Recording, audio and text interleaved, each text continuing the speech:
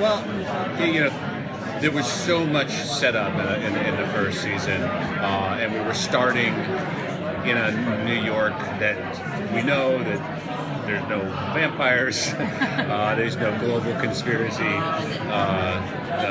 well, at least, none quite as virulent as this one. And now it's pretty much impossible to ignore that there's something very wrong in New York, and the city's not functioning, and it's spreading outside the city, and so all that sort of background of the mythology of the Strigoi, that's been laid out, and now it's really about saving the world. And from F's point of view, I spent a lot of the first season very doggedly being the skeptic and the one who said that vampires don't exist, this is impossible, and the master can't be real, or at least can't be controlling the vampires. And so that's all out the window, and now I'm a believer in as much as, I believe what I see. And now in terms of how I fight them, I'm still using,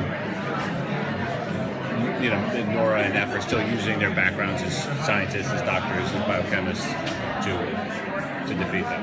To follow up on that, you guys in the season 2 premiere pretty quickly rule out a cure or a vaccine and decide to go with infect the infected. Yeah. Can you talk about that?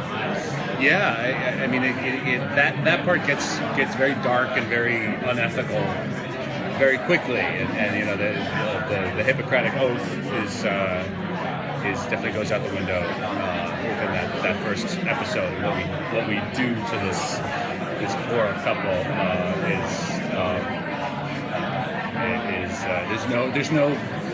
there's no way you can rationalize that in any sort of medical ethics arena.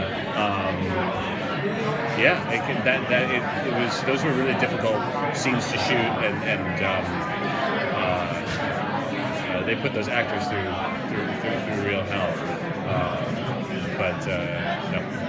Do you feel, even besides the ethical part of that, do you feel F is losing a bit of his, not necessarily humanity, but his empathy for even his team, like in his hunting for his goal to make this happen? Well, he definitely, he was never a terribly polite person or patient person, but now he definitely, if anybody's going to actively go against his plans, he certainly has no time for them whatsoever. The group definitely splinters in this. Wow, that was intense. Definitely splinters in this season, and Satrakian has his way of dealing with it, and Fed has his, and F and Nora, and then eventually F and Nora have very different ways of seeing this. So that's a good thing that we've been able to sort of get past all that exposition and get into the drama of the interpersonal